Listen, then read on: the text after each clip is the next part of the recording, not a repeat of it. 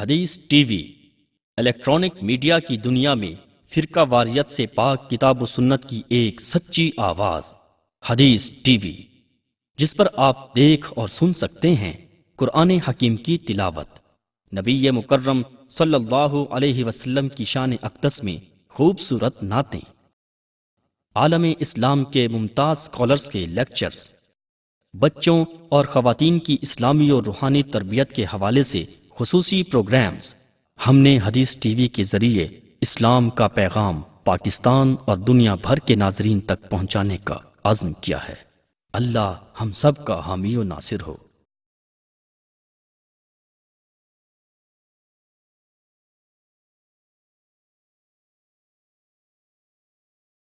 وَلَا تَكُونُوا كَالَّذِينَ نَسُوا اللَّهَ فَأَنسَاهُمْ أَنفُسَهُمْ أُولَئِكَ هُمُ الْفَاسِقُونَ لَا يَسْتَوِي أَصْحَابُ النَّارِ وَأَصْحَابُ الْجَنَّةِ أَصْحَابُ الْجَنَّةِ هُمُ الْفَائِزُونَ۔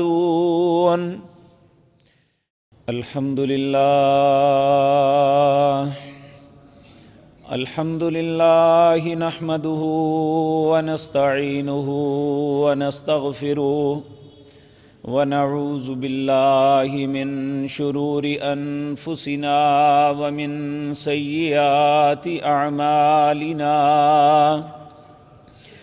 من يهده الله فلا مضل له ومن يضلل فلا هادي له، وأشهد أن لا إله إلا الله وحده لا شريك له، وأشهد أن محمدًا عبده ورسوله، أما بعد فإن خير الحديث كتاب الله، وخير الهدي هدي محمد صلى الله عليه وسلم، وشر الأمور محدثاتها، وكل محدثة بدعة، وكل بدعة ضلالة، وكل ضلالة في النار۔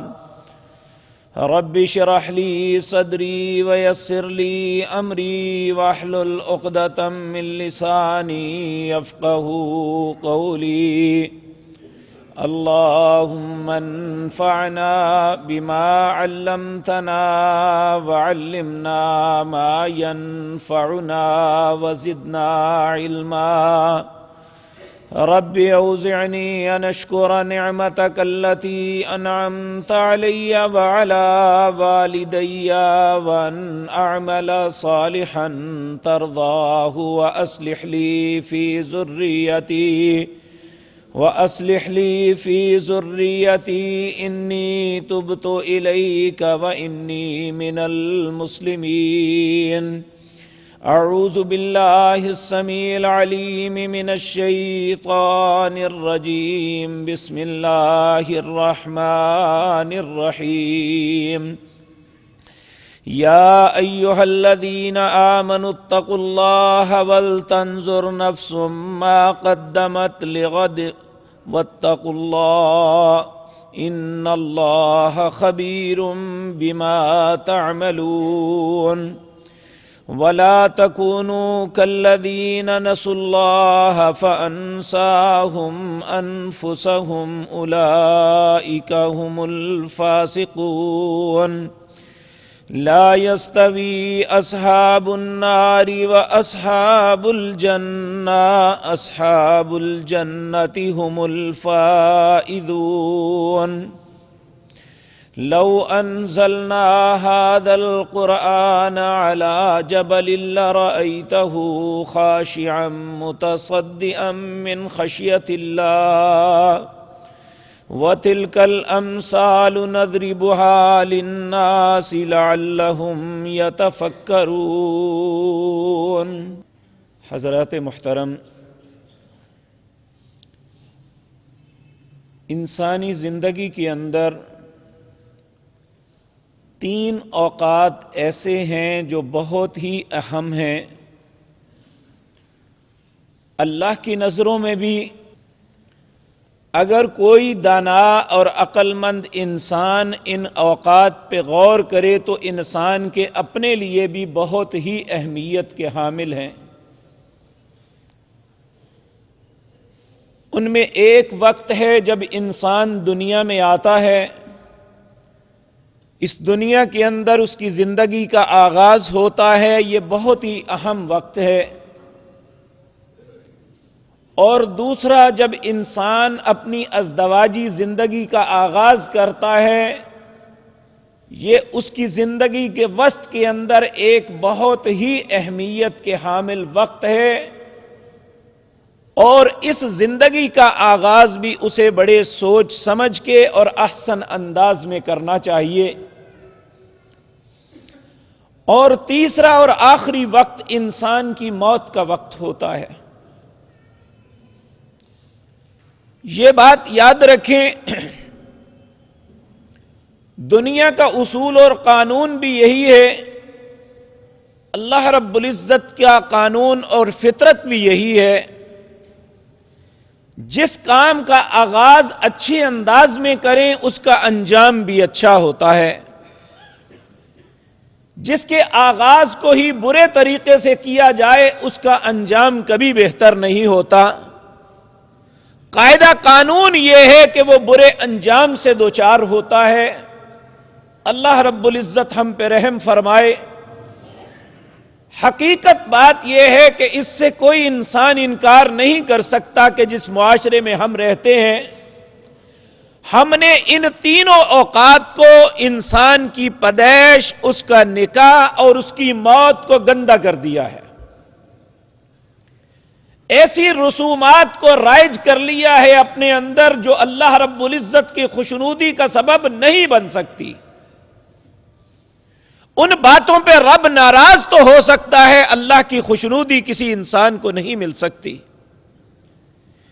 لیکن ایک انسان سمجھتا بوجھتا کہ میں مسلمان ہوں، اسے اس بات کا بھی یقین ہے کہ مجھے موت آنی ہے، اسے یہ بات بھی معلوم ہے کہ مجھے ایک دن اپنی زندگی کے سارے اعمال کا جواب دینا ہے، پھر آخر کیا سبب ہے کہ ہم ہر معاملے میں اللہ کی نافرمانی کو اپنی زندگی کا وتیرہ بنا لیا ہے اور اسے ایک شغل کا نام دے دیا کہ دنیا میں خوش رہنا چاہیے، ہم سے ہماری خوشیاں کیوں چھیننا چاہتے ہو؟ میرے عزیز بھائیو، کوئی کسی کی خوشی نہیں چھیننا چاہتا، بلکہ حقیقت بات یہ ہے کہ اللہ نے اپنے انبیاء کو دنیا میں بھیجا ہی اس لیے تھا کہ لوگوں کو خوشی کا اصل رستہ بتاؤ، جس کے اندر انہیں حقیقی خوشی ملے۔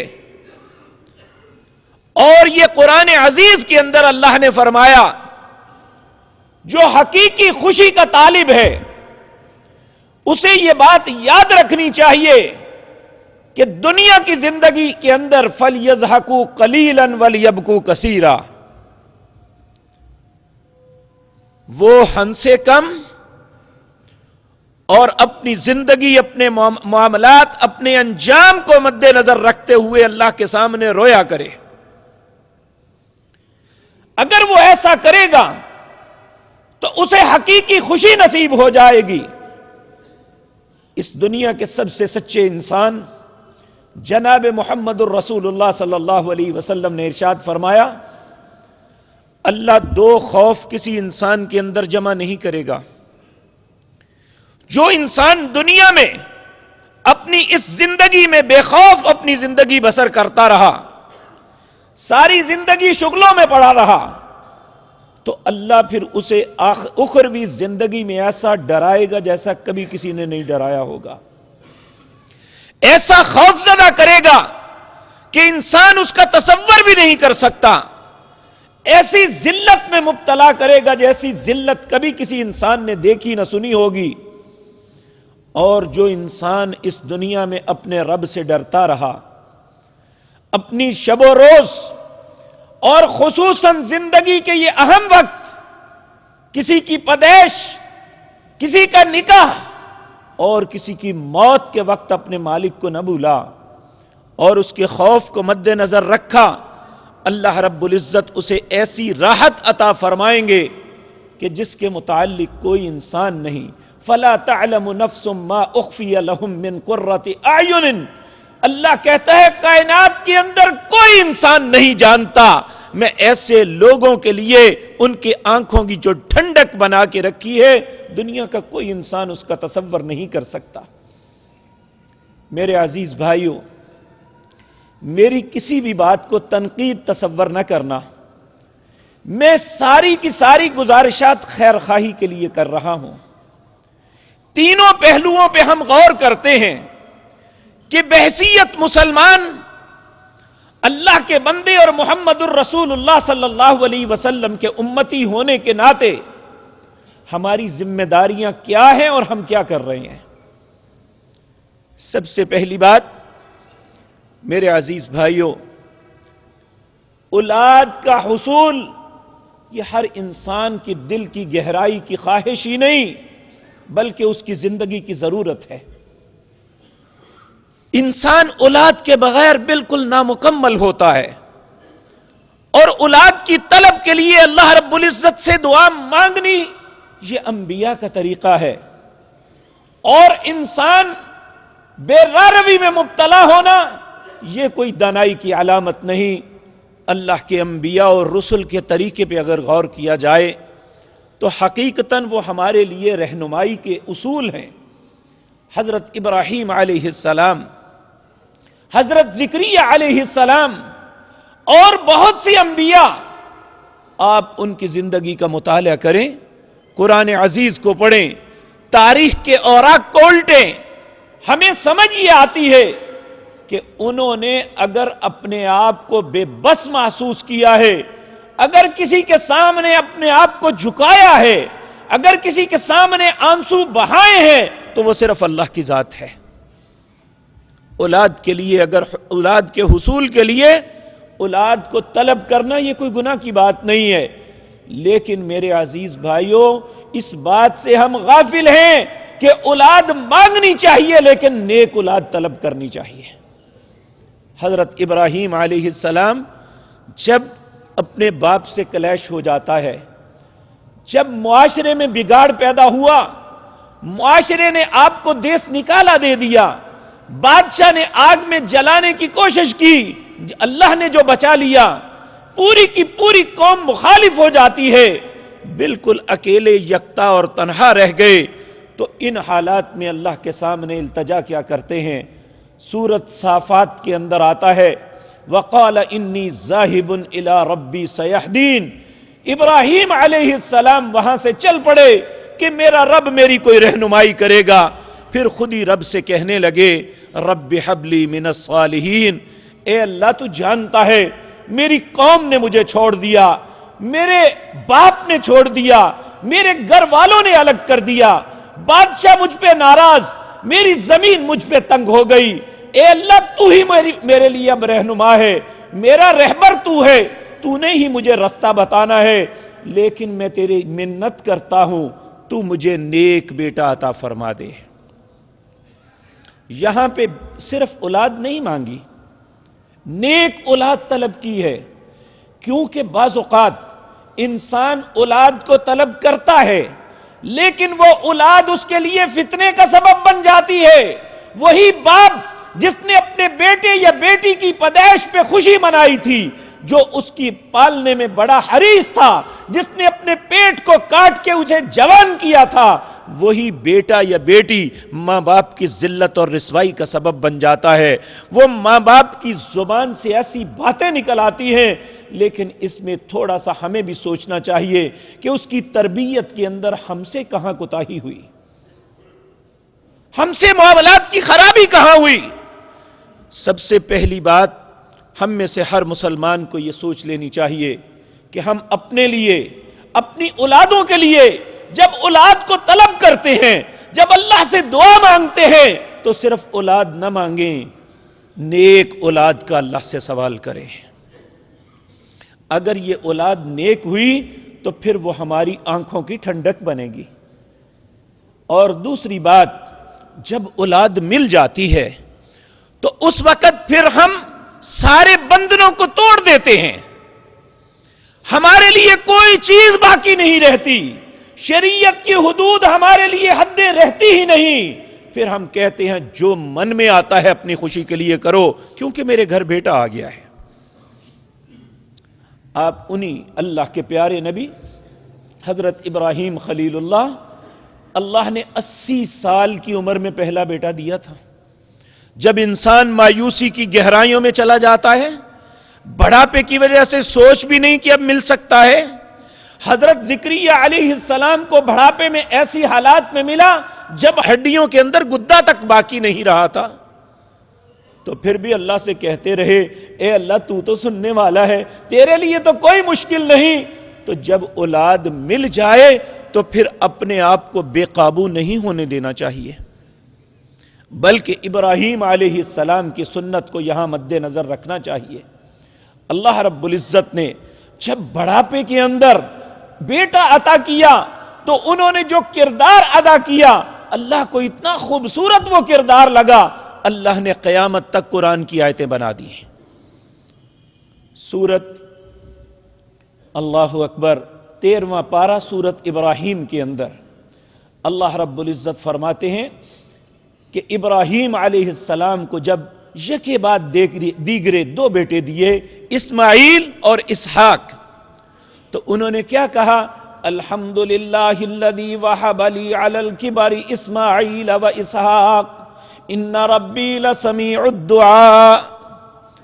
تمام تعریفیں اس اللہ کے لیے ہیں، الحمدللہ الذی وہب لی علی الکبر، جس نے بڑھاپے کے اندر انتہائی مجبوری اور بے بسی کے وقت ابراہیم علیہ السلام کو ایک اسماعیل نہیں اسحاق یعنی 2 بیٹے عطا کیے۔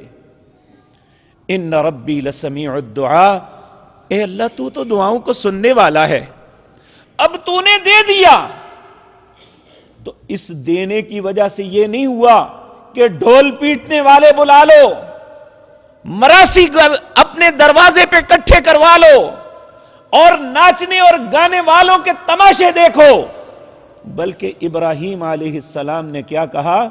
دوبارہ جب اولاد مل گئی، بیٹے آ گئے، سب کچھ ہو گیا، دعائیں قبول ہو گئی، اب دوسری دعا کے لیے ہاتھ اٹھا لیے، کہنے لگے رب اجعلنی مقیم الصلاۃ ومن ذریتی ربنا وتقبل دعاء، اے اللہ مجھے نمازی بنانا، کیونکہ تیرا شکر ادا کرنے سے ہی اللہ نعمتیں باقی رہتی ہیں۔ اے اللہ نماز تیرا سب سے بہترین شکر ہے، مجھے نمازی بنانا، صرف مجھے نہیں، ومن ذریتی، جو بیٹے اور تو نے عطا کیے ہیں، اے اللہ میری اولاد کو بھی نمازی بنانا۔ رب اجعلنی مقیم الصلاۃ ومن ذریتی ربنا وتقبل دعاء، اے اللہ تو دعاؤں کو قبول کرنے والا ہے۔ تو میرے عزیز بھائیوں، پہلی بات جو ہم سے غلطی ہوتی ہے کہ اولاد کے حصول کے لیے تو اللہ سے دعا مانگتے ہیں، لیکن جب اولاد مل جاتی ہے پھر اس وقت ہم غافل ہو جاتے ہیں، پھر شاید ہمارا رب سے تعلق ٹوٹ جاتا ہے، جو ہمارے من میں آتا ہے وہ کرتے ہیں۔ حالانکہ پیارے نبی جناب محمد الرسول اللہ صلی اللہ علیہ وسلم نے ہر خوشی کے موقع پر اللہ کی تعریفات، اللہ کی تعریف کے کلمے کہے ہیں۔ دیکھیں، جو دینے والا ہے، جو احسان کرنے والا ہے، اس کے احسان کو فراموش کرنا دنیا میں سب سے بڑی خباثت ہے۔ تو اولاد کون دیتا ہے؟ اللہ۔ جس اللہ نے ہمیں اولاد سے نوازا، حق تو یہ تھا کہ ہم اس اللہ کی نعمت کا شکر ادا کرتے، اس کی تعریف و توصیف کرتے، اس کے سامنے جھک جاتے۔ ہم نے اسی وقت اس کی نافرمانی شروع کر دی۔ ہر وہ کام اپنے گھر میں لے آئے جو اللہ کی نافرمانی کا سبب بنتا ہے۔ میرے عزیز بھائیوں، اچھے بھلے دانا عقل مند انسان دنیا کے سارے معاملات اپنے وقت پہ انجام دیتے ہیں کہ جہاں اللہ کا حکم ہے کہ اس بچے کے لیے میری بارگاہ میں عذرائے شکر، اس بچے پہ قرض ہے، وہ قربانی کرو، یعنی اس کا عقیقہ کرو۔ ہم کہتے ہیں دعوت کر لیں گے، عقیقہ بعد میں کر لیں گے، یعنی اللہ کے حق کا ہمیں کوئی خیال نہیں۔ رشتہ داروں کا بڑا پاس ہے کہ وہ رشتہ دار کس دن ہمارے گھر آ سکتے ہیں، ہم اس دن کو فکس کرتے ہیں، چاہے ہمارے کاروباری نقصان ہو جائے، کچھ بھی ہو جائے، ہمارے رشتے باقی رہ جائیں۔ کیا اللہ کا لحاظ کوئی نہیں ہے کہ اس نے کہا کہ 7ویں دن اس کا عقیقہ کرو، تو ہم سوچتے ہیں مولانا 7ویں دن نہ کریں گے تو کیا ہو جائے گا؟ فرما برداری کا تقاضا تو یہی ہے کہ جو مالک نے حکم دیا، جو اس کے نبی نے طریقہ ہمیں رائج کر کے بیان فرمایا کہ تم نے اس طرح کرنا ہے، ہمیں تو حق ہی نہیں اپنے مالک کے سامنے یہ کہیں کہ ایسا نہیں ایسا ہو جائے۔ کیا آپ اپنے کاموں میں ایسا برداشت کرتے ہیں کہ آپ کے پاس ایک ملازم ہے، آپ اسے پوری پے دیتے ہیں، آپ اس کے پورے معاملات جو ہیں ان کی کفالت کرتے ہیں، لیکن جب وہ کام کرنے کے معاملے میں ہر معاملے میں آپ سے الجھاؤ شروع کر دے تو آپ ایسے ملازم کو پسند کریں گے؟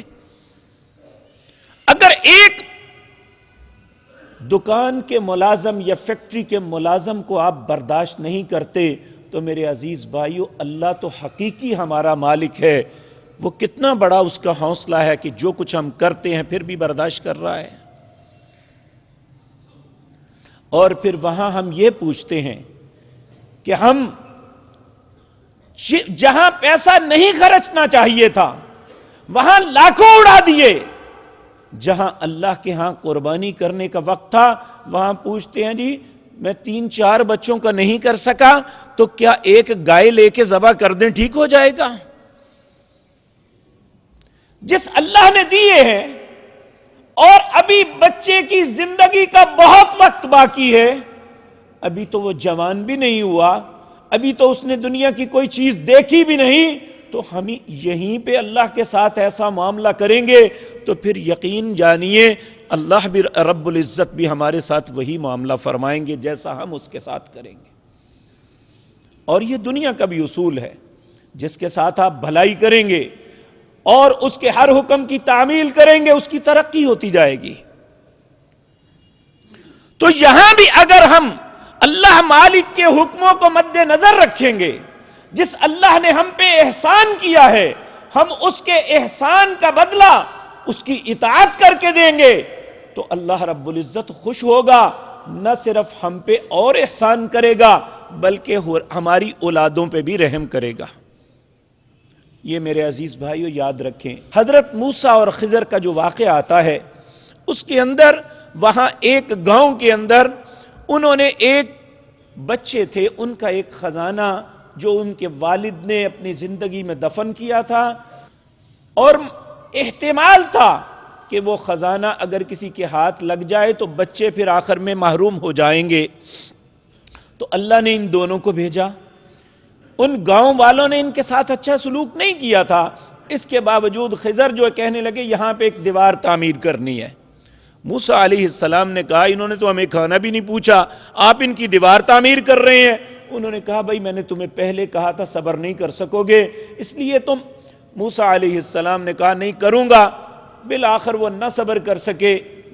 جب انہوں نے کہا اب تمہارا میرا رستہ تو الگ ہے لیکن بتا تو دو یہ راز کیا تھا، تو خضر علیہ السلام نے اللہ رب العزت کی رہنمائی میں جو بات تھی وہ بتائی، کہا کہ یہاں پہ 2 یتیم بچوں کا خزانہ تھا، کان ابوہما صالحا، ان کا باپ بڑا نیک تھا، ان کے باپ کی نیکی کی وجہ سے اللہ ان کی اولاد کے مال کی بھی حفاظت کر رہا ہے۔ تو اس لیے یہ بات یاد رکھ لینی چاہیے کہ اگر ہم یہ بات چاہتے ہیں کہ ہماری اولادیں جو ہیں ان کی حفاظت ہو تو اس کے لیے ضروری ہے کہ ہم اپنی زندگی میں تبدیلی لے آئیں تاکہ ہماری اولادیں بہکنے سے بھی بچ جائیں اور ہماری اولادیں بیراروی سے بھی بچ جائیں، اور ان پہ کوئی مصیبت آنے لگے تو اللہ رب العزت یہ کہہ کے اس مصیبت کو ٹال دیں کان ابوہما صالحا، میں انہیں یہ تکلیف نہیں دوں گا کیونکہ ان کے ماں باپ اچھے تھے۔ ایک خاص وقت تک اللہ رب العزت मां बाप की नेकी की वजह से औलादों की हिफाजत फरमाते हैं।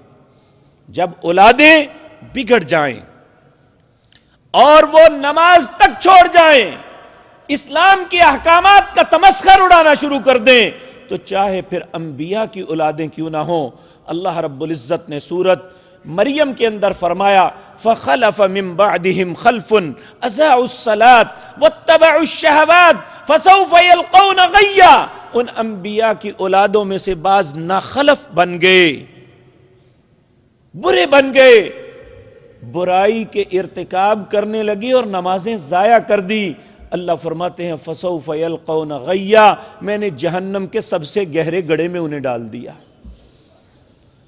मेरे अजीज भाइयों, इसलिए जरूरी अमर यह है कि हम जब औलाद लेते हैं, अल्लाह हमें औलाद अता करता है, फिर अल्लाह हमसे यह तकाजा करता है। सूरत फुरकान के आखिरी रुकू में इबादुर रहमान की बाबत अल्लाह रब्बुल इज्जत हर इंसान से यह तवक्को रखता है कि वो अपनी औलाद के हुसूल के बाद अपनी औलाद के लिए यह दुआ मांगे, रब्बना हब लना मिन अज़वाजिना व ज़ुर्रियातिना कुर्रत आयुनिन वजअलना लिलमुत्तकीना इमामा। ए मेरे रब, तू मेरी बीवी, मेरी औलाद को मेरी आंखों की ठंडक बना। वजअलना लिलमुत्तकीना इमामा, मैं ये नहीं कहता मेरे बच्चों को मुत्तकी बना, ए अल्लाह मेरे बच्चों को नेकों का इमाम बना दे। तो अल्लाह रब्बुल इज्जत हमसे ये तकाजा करते हैं, तो इसलिए हम सबको ये चाहिए कि हम इस बात का लिहाज रखें कि औलाद के हुसूल के बाद अपने रब को फरामोश न करें। मेरे अजीज भाइयों, एक बात से वालिदैन को बड़ा इज्तिनाब करना चाहिए। औलादें, बच्चे ये नासमझ होते हैं, गलतियां करते हैं। जिस तरह हमारा रब हमारी गलतियों से दरगुजर करता है, मां बाप को भी चाहिए अपनी औलाद की गलती से दरगुजर करें। कभी बद्दुआ न दें अपने बच्चों को। माओं के लिए भी और बाप के लिए भी यह जरूरी है कि अपने बच्चे को बद्दुआ न दें, क्योंकि मां बाप की दुआ अपने बच्चे के हक में बड़ी जल्दी कबूल होती है। और बाज़ औक़ात ऐसा होता है कि वालिदा या वालिद की जुबान से निकली हुई बात बच्चे के लिए जिंदगी भर मुसीबत बन जाती है। उसकी एक मिसाल अर्ज करता हूं। प्यारे नबी जनाब मुहम्मदुर रसूलुल्लाह सल्लल्लाहु अलैहि वसल्लम ने पहली उम्मतों में एक नेक शख्स जिसका नाम जुरैज था, उसका वाक़या तज़किरा किया। इमाम बुखारी रहमतुल्लाह अलैह अपनी सही में इस हदीस को लाए हैं। आपने फरमाया, पहली उम्मतों में एक शख्स था जिसका नाम जुरैज था। वो शख्स दुनिया से अलग थलग अपने माबद खाने में इबादत करता, अल्लाह की फर्मा बरदारी में लगा रहता। एक दिन मां को अपने बेटे से काम पड़ा, वो गई, उसने जाके उसके खैमे के बाहर आवाज दी, या जुरैज। जुरैज नमाज में खड़ा हुआ था और उसने अपने दिल में सोचा, ए अल्लाह, एक तरफ तू है, एक तरफ मां है, क्या करूं? फिर दिल ने फैसला किया, अल्लाह की तरफ मुतवज्जे रहे, मां की बात फिर सुन लूंगा। वो अपनी नमाज को जारी रखता है। मां आवाजें दे के वापस पलट जाती है। अल्लाह की शान, एक मर्तबा फिर ऐसा हुआ, मां आई, वो नमाज में मशगूल था, वो नमाज में मशगूल रहा। तीसरी मर्तबा फिर ऐसा हुआ, मां को गुस्सा आ गया। मां ने कहा, जा तू किसी बदकारा का मुंह देखे। अल्लाह रब्बुल इज्जत रहम फरमाए, तो ऐसा हो गया। उस मां की जुबान से निकलने वाला कलमे को अल्लाह ने कबूल कर लिया। उसी इलाके की एक खातून जिसने किसी के साथ बुराई की और उसके बतन से बेटा पैदा हुआ, जब लोगों ने उसे मारा पीटा, पूछा तूने ये क्या गलत हरकत की है, तो उसने कहा ये बड़ा वली बना फिरता है, उसने ये सब कुछ किया है। लोगों ने आओ देखा ना ताओ जाके उसे मारना शुरू कर दिया, उसकी झोंपड़ी को आग लगा दी और उसे बहुत पीटा। वो लोगों से यही कहता, भाई मेरा कसूर तो बताओ, क्या हुआ है, मैंने क्या किया है? वो कहने लगे, तुम्हें बताएं, बड़ा सूफी बन रहा है तूने इतनी गलीज हरकत की है कि हमें सोच भी नहीं सकते थे। उसने कहा, आखिर बताओ तो सही। किसी भले मानस ने कहा, भाई उसे बताओ तो सही, मुमकिन है उसे पता ही ना हो। उसने जब बताया, उसके जहन में फौरन आया, मेरी मां ने मुझे कहा था। अपने रब के सामने गिड़गड़ा के खड़ा हुआ, اللہ سے کہنے لگا ہے اللہ تو جانتا ہے کہ میں اس بدکاری میں ملوث ہوں یا نہیں، اے اللہ میرے نکلنے کا کوئی رستہ بتا۔ اللہ رب العزت نے دل میں بات ڈالی، اس نے کہا بچے کو لے کے آؤ، جس بچے کے متعلق وہ کہتی ہے کہ اس کا باپ یہ ہے۔ اس بچے کو لایا گیا، اس بچے کو اللہ کا واسطہ دے کے کہنے لگا یہ دنیا کے اندر وہ 3 بچے ان میں سے ایک یہ ہے جو ماں کی گود کے اندر یعنی چھلے کے اندر جسے کہتے ہیں اس نے بات کی تھی عیسیٰ علیہ السلام، اور ان میں ایک بچہ یہ تھا۔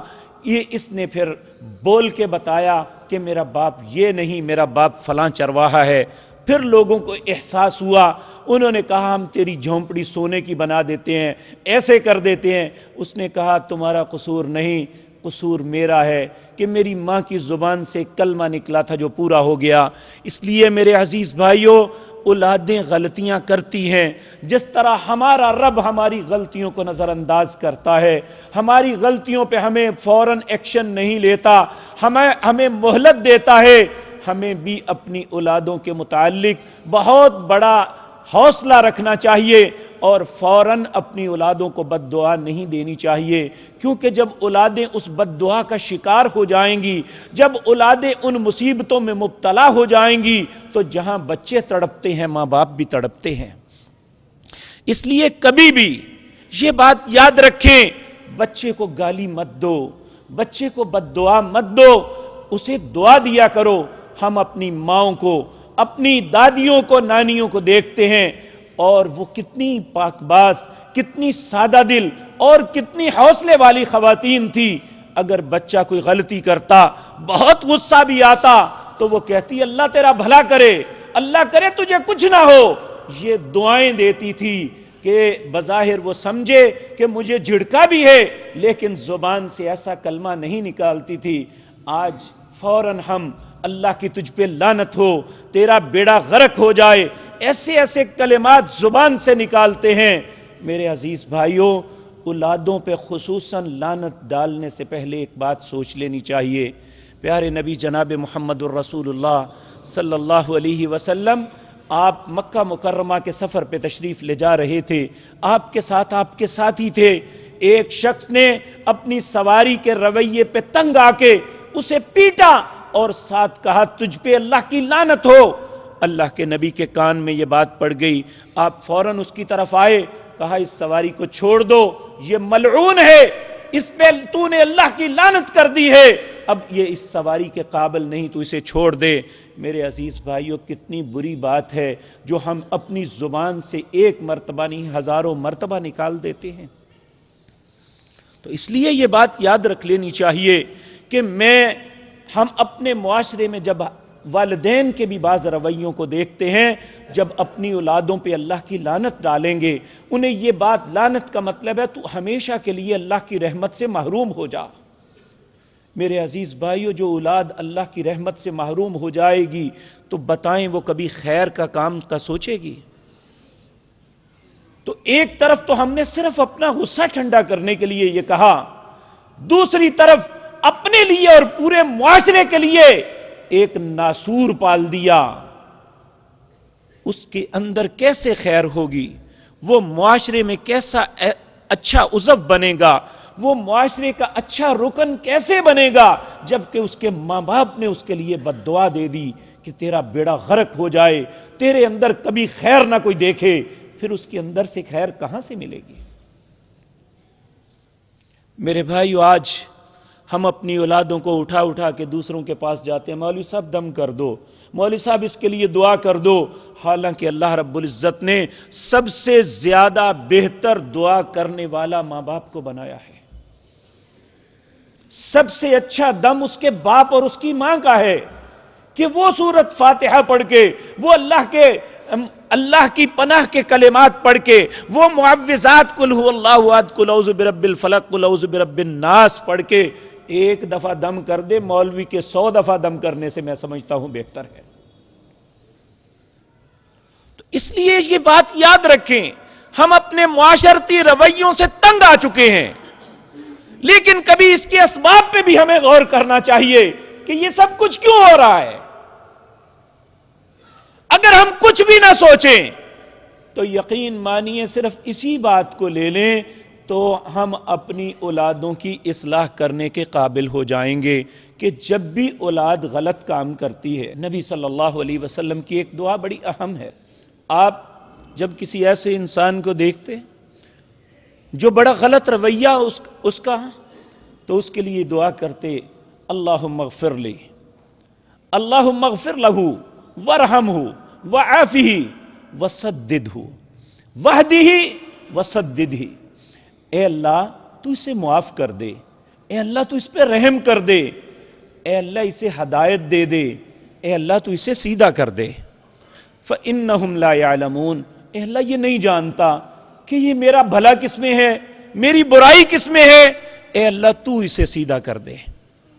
اپنے لیے انسان کو دعا کرنی چاہیے، اللہم اغفر لی ورحمنی وہدنی وسددنی، اے اللہ مجھے معاف کر دے، اے اللہ مجھ پہ رحم کر دے، اے اللہ مجھے ہدایت دے دے، اے اللہ مجھے سیدھے رستے پہ ڈال دے۔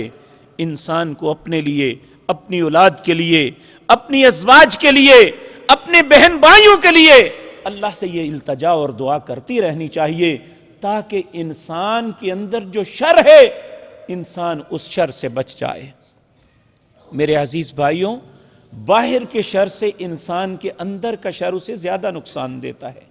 پیارے نبی جناب محمد الرسول اللہ صلی اللہ علیہ وسلم جب آپ خطبہ مسنونہ پڑھتے تو آپ اس کے کلمات پہ غور کریں۔ الحمدللہ، تمام تعریفیں اللہ کے لیے ہیں۔ نحمدہ ونستعینہ ونستغفرہ، میں اس کی تعریف کرتا ہوں، اس کی حمد بیان کرتا ہوں۔ ونستعینہ، اس سے مدد طلب کرتا ہوں۔ ونستغفرہ، اس سے معافی مانگتا ہوں۔ ونعوذ باللہ من شرور انفسنا، اے اللہ اپنے نفس کے شر سے تیری پناہ چاہتا ہوں، کیونکہ انسان کے نفس کے اندر جو شر ہے وہ اسے خود اپنی ذات کے لیے اور اس کے ارد گرد ماحول میں جتنے لوگ ہیں یہ سب کے لیے نقصان کا سبب بن جاتا ہے، اور یہ بد دعا بھی انسانی نفس کا شر سے ابھارتا ہے کہ اپنے بچے کو بد دعا دو، اپنے بھائی کو بد دعا دو۔ تو اس لیے میرے عزیز بھائیو، صرف بد دعا اس کے لیے ہے جو اسلام کا رستہ روکے، جو مسلمانوں کو اجتماعی نقصان پہنچائے، اس کے لیے بد دعا ہے۔ پیارے نبی جناب محمد الرسول اللہ نے بد دعائیں بھی کی، نام لے لے کر بد دعائیں کی۔ یہ بات جو مسلمانوں کو اجتماعی طور پہ کسی بھی طریقے سے نقصان پہنچاتا ہے یا وہ اسلام کے رستے میں رکاوٹ بنتا ہے تو اس کے لیے بد دعا لازم ہے، رسول اللہ صلی اللہ علیہ وسلم کی سنت ہے۔ آپ نے بعض اوقات ان لوگوں کا نام لے کے اللہم اہلک الفلان، اے اللہ فلاں کو ہلاک کر دے، اللہم لعن الفلان، اے اللہ فلاں پہ لعنت کر دے۔ وہ کیوں کر دے؟ اس لیے کہ وہ اسلام اور مسلمانوں کے خلاف چلتے تھے، مسلمانوں کو نقصان پہنچانے کی کوشش کرتے تھے۔ تو ایسے شخص کو تو ضرور لعنت بھی کرنی جائز ہے اور اس کے لیے بد دعا بھی جائز ہے، لیکن یاد رکھیں چونکہ اولادیں ہماری اپنی کفالت کے اندر ہیں، ان کی اصلاح ہم پہ فرض ہے، ہم ان کی اصلاح کے لیے ان کے لیے دعائیں کر دیں، ان کی اصلاح کے لیے کوشش کریں۔ اور ایک اور اہم نقطہ جو بہت ضروری ہے، جو ہمارے معاشرے میں ناپید ہو چکا ہے، وہ ہے رزق حلال اپنی اولاد کو کھلانا۔ جیسا رزق دیں گے، جیسا توشہ دیں گے، ویسا معاملہ ہوگا۔ آپ اپنی ذات پہ دیکھ لیں کہ ایک چیز سردیوں کے اندر ہمارے لیے نقصان کا سبب ہے، حالانکہ وہ رزق ٹھیک ہے، وہ جائز بھی ہے، لیکن وہ سردیوں میں اگر انسان کھا لے تو اسے نقصان ہوتا ہے، فلو ہو جاتا ہے، بخار ہو جاتا ہے۔ وہ چیزیں نہیں لینی چاہیے، ڈاکٹرز منع کرتے ہیں کہ موسمی اعتبار سے یہ چیزیں نہ لیں، تو اس کا مطلب یہ نہیں وہ ہمارا مخالف ہے، وہ تو ہماری خیر خواہی کی بات کر رہا ہے۔ اسی طرح بعض چیزیں گرم موسم میں ہمارے لیے نقصان کا سبب بنتی ہیں تو انہیں منع کرنا چاہیے۔ اسی طرح اولادوں کی اصلاح کے لیے ہمیں کوشش تو کرنی چاہیے، اور یہ نہیں کہ انہیں رزق حرام دے کے یہ سمجھے کہ وہ نمازی بھی بن جائیں گے اور فرما بردار بھی ہو جائیں گے، ایسا ممکن نہیں ہے۔ اس کے لیے ضروری ہے دعا کی قبولیت صرف اس کی ہوتی ہے جس کا رزق حلال ہو۔ پیارے نبی جناب محمد الرسول اللہ صلی اللہ علیہ وسلم نے فرمایا، ان اللہ طیب لا يقبل الا الطیب، اللہ پاک ہے، وہ پاک کے علاوہ کسی چیز کو قبول نہیں کرتا۔ پھر اس کے بعد فرمایا، اللہ نے جو حکم رسولوں کو دیا وہی حکم ایمانداروں کو دیا۔ پھر آپ نے فرمایا رسولوں کو کیا حکم دیا؟ یا ایھا الرسل کلوا من طیبات، اے رسولو پاکیزہ چیزوں کو کھانا، حرام نہیں کھانا۔ اسی طرح حکم ایمانداروں کو دیا، یا ایھا الذین آمنوا کلوا من طیبات ما رزقناکم، وہ چیز کھانا جو تمہیں میں نے رزقوں میں سے حلال دیے ہیں، جو حرام ہے اسے نہ کھانا۔ تو بدقسمتی آج ہم حرام اور حلال کی تمیز بھلا بیٹھے ہیں، جس کے سبب ہماری اولادوں کی اصلاح ناممکن ہوتی جا رہی ہے۔ اگر ہم چاہتے ہیں کہ ہماری اولادیں اس دنیا میں اور اخروی زندگی میں ہماری آنکھوں کی ٹھنڈک بنے، ہمارے مرنے کے بعد ہمارے لیے صدقہ جاریہ بنے، تو اس کے لیے ضروری ہے کہ اپنی اولادوں کو حلال رزق کھلائیں۔ اگر حلال رزق کھلائیں گے اللہ ہماری دعا کو بھی قبول کرے گا۔ اس حدیث کے آخری حصے میں فرمایا کہ نبی کریم صلی اللہ علیہ وسلم نے آپ نے فرمایا کہ ایک مسافر آدمی، اس کی دعا اللہ قبول کرتا ہے جب وہ گرد و غبار سے اٹا ہوا ہو۔ تو پھر فرمایا اس مسافر کی دعا کیسے اللہ قبول کرتا ہے؟ جو دور کے سفر پہ گیا، گرد و غبار سے اٹا ہوا، اور وہ اللہ سے دعا کرتا ہے، یا ربی یا ربی، اے میرے رب اے میرے رب، میری فلاں التجا کو قبول کر دے۔ تو نبی کریم صلی اللہ علیہ وسلم نے فرمایا، وَمَطْعَمُهُ حرام وَمَشْرَبُهُ حرام وَمَلْبَسُهُ حرام فَأَنَّى يُسْتَجَابُ لَهَا، اس نے جو کھایا وہ بھی حرام تھا، جو پیا وہ بھی حرام تھا، جو لباس پہنا وہ بھی حرام تھا، فَأَنَّى يُسْتَجَابُ لَهَا، اس کی دعا کو اللہ کیسے قبول کریں گے؟ تو اس لیے ہم اپنے اوپر رحم کریں، اپنی اولادوں پہ رحم کریں۔ یہ رزق حرام، اس سے بڑے بڑے مکان بن سکتے ہیں، اس سے معاشرے میں اچھی سواریاں مل سکتی ہیں، اور معاشرے میں اپنے آپ کو بہت اونچے سٹیٹس پہ لے جا سکتے ہیں، لیکن یاد رکھیں یہ زیادہ دن قائم نہیں رہے گا، یہ بہت جلد ختم ہو جائے گا۔ انسان اپنی آخرت کے لیے وبال لے کے چلا جائے گا، نہ اس کی اولاد اس کے کام آئے گی، نہ اس کا مال اس کے کام آئے گا۔ المال والبنون زینت الحیات الدنیا والباقیات الصالحات عند ربک، لوگوں یہ مال اولاد کوئی حیثیت نہیں رکھتے اللہ کے سامنے، آخر اللہ رب العزت کے ہاں تمہارے نیک اعمال ہیں جن کی اللہ حیا کرتا ہے، جن کی اللہ قدردانی کرتا ہے۔ تو اس لیے نیک عمل یہ ہے کہ اپنی اولاد کو رزق حلال کھلانا چاہیے۔ آپ دیکھیں ہم میں سے ہر شخص کا دل چاہتا ہے کہ میں خرچ کروں، نبی کریم صلی اللہ علیہ وسلم نے فرمایا 3 درہم ہیں، 3 روپے ہیں جو انسان خرچ کرتا ہے۔ آپ نے فرمایا 1 روپیہ وہ ہے جو انسان کسی غریب مسکین یتیم کو دیتا ہے۔ آپ نے فرمایا اچھا ہے۔ 1 روپیہ وہ ہے جو اللہ کے کلمے کو بلند کرنے کے لیے انسان خرچ کرتا ہے۔ آپ نے فرمایا یہ بھی اچھا ہے۔ آپ نے فرمایا 1 روپیہ وہ ہے جو رزق حلال کما کے انسان اپنی اولاد کو کھلاتا ہے۔ پھر آپ نے فرمایا یہ سب سے اچھا ہے، یعنی جو شخص رزق حلال کے حصول کے لیے کوشش کرتا ہے، رزق حلال کماتا ہے، اور وہ کمائی کر کے آپ کے اپنی بیوی، اپنے ماں باپ، اپنی اولاد، اپنے بہن بھائیوں کے منہ میں ڈالتا ہے، اس سے بہتر صدقہ کرنے والا کوئی شخص نہیں ہے۔ تو جب ہم رزق حرام کمائیں گے تو ایک تو یہ کہ جس سے لیا وہ حرام لیا، اب جس کو کھلا رہے ہیں اسے حرام کھلا رہے ہیں۔ مجھے بتائیں وبال تو میں اپنی قبر پہ لے گیا، اولادیں کھا کے ڈکار مار گئیں، یا انہوں نے ساری وراثت سنبھال لی اور لینے والے قیامت کے دن گریبان پکڑ لیں گے، کیا بنے گا؟ کون سی راہوں کو منتخب کیا ہوا ہے میرے عزیز بھائیوں ہم نے؟ کیا ہمیں اپنی ذات سے پیار نہیں ہے؟ یہ سورت حشر کی آیتیں میں نے آپ کے سامنے پڑھی ہیں.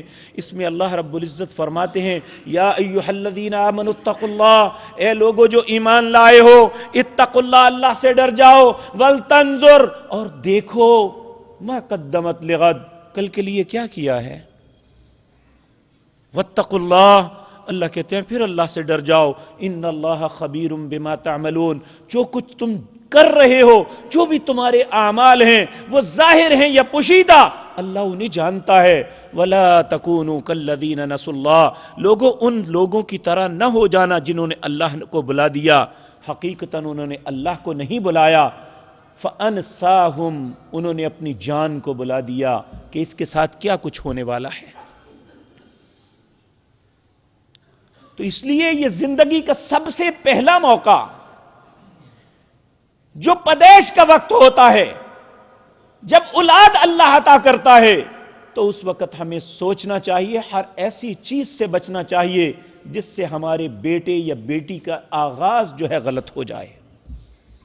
جب اس کا افتتاح ہی غلط کریں گے، جب وہیں پہ غلطی کر دیں گے، وہیں پہ ایک غلط رستہ منتخب کر لیں گے، تو مجھے بتائیں آگے چل کے اس پہ کیا اثرات مرتب ہوں گے. آپ دیکھیں، سب سے پہلا کھانا جو بچے کو دیتے ہیں اسے کہتے ہیں گڑتی. نبی صلی اللہ علیہ وسلم نے فرمایا کسی نیک انسان سے وہ دلایا کرو کیونکہ اس کے اثرات ہیں. اس کا اچھا نام رکھو کیونکہ اس کی شخصیت پہ اس کے اثرات ہیں. اس کے اچھے یا برے نام رکھنے کی وجہ سے اس پہ اثر پڑتا ہے. تو اگر نام کی وجہ سے اسے اچھی گڑتی دینے کی وجہ سے اچھے اثرات مرتب ہوتے ہیں، تو اگر ہم اس کی زندگی کا سارا معاملہ ہی غلط کر دیں گے، اس کی غذائی غلط بنا دیں گے، تو اس کی شخصیت پہ کیا اثر پڑے گا؟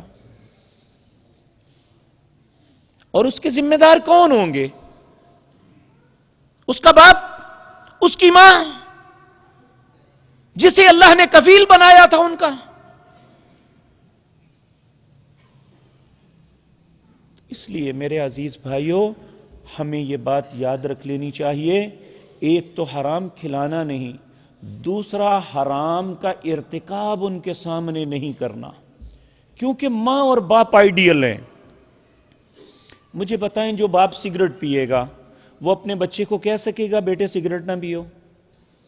جو باپ نماز نہیں پڑھے گا کیا وہ اپنے بیٹے سے کہے گا کہ تم نماز پڑھو؟ زندگی میں بہت سے واقعات ہوتے ہیں. ہمارے پاس ایک دوست پنڈی سے آتے ہیں، ان کا ایک ہی بیٹا ہے. وہ مجھے کہنے لگے یہ میرے بیٹے کو سمجھاؤ کہ یہ بلیئرڈ کلب میں جاتا ہے، یہ نہ کھیلے. بیٹا آہستہ سا مجھے کہتا ہے میرے ابو کو کہو سگریٹ چھوڑ دے، میں چھوڑ دوں گا، میں اسے چھوڑ دوں گا. اور یقین مانیے کہ بہت بڑی بات کی. چاہیے تو یہ تھا کہ میرا وہ بھائی سگریٹ چھوڑ دیتا، کہ میں اپنی ایک خباثت، میرے بیٹے نے بھی تو ایک خباثت کی نشاندہی کی ہے کہ میرے بیٹے نے مجھے کہا ہے کہ میرے ابو سگریٹ چھوڑ دے، میں وہ چھوڑ دیتا ہوں. تو چاہیے یہ تھا میرے بھائی کو کہ میں اسی وقت چھوڑ دیتا. یہ ٹوٹا ہوا سگریٹ پڑا ہے، آج کے بعد میرے لیے حرام ہے، میں نہیں پیوں گا، اپنے منہ سے نہیں لگاؤں گا. اس اولاد سے محبت تو یہ تھی، لیکن وہ بھی اپنی ڈگر پہ قائم، وہ بھی اپنی ڈگر پہ قائم. ہم اصلاح چاہتے ہی نہیں ہیں. ہم اگر اصلاح چاہتے ہیں، چونکہ بیٹے کے لیے باپ آئیڈیل ہے، بیٹی کے لیے اس کی ماں آئیڈیل ہے.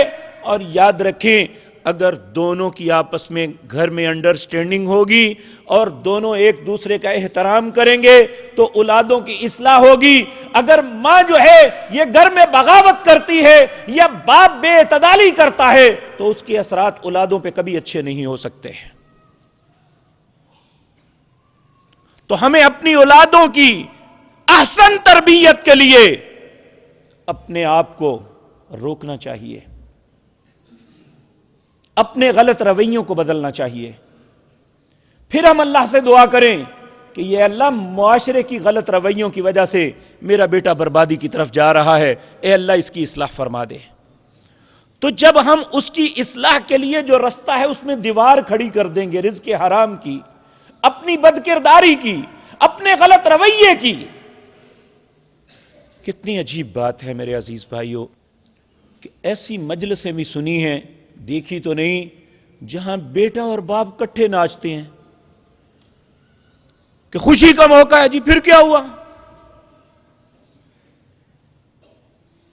پہلے لوگ شرم کرتے تھے، بھائی یا بہن کے سامنے نہ گالی نکالتے تھے، نہ غلیظ گفتگو کرتے تھے۔ اب یعنی باپ کی یہ حیا ہی نہیں، کیونکہ اس کی اپنی زبان سے گالیاں نکلتی ہیں، اگر بیٹا کسی کو نکال دے گا تو کیا ہو جائے گا؟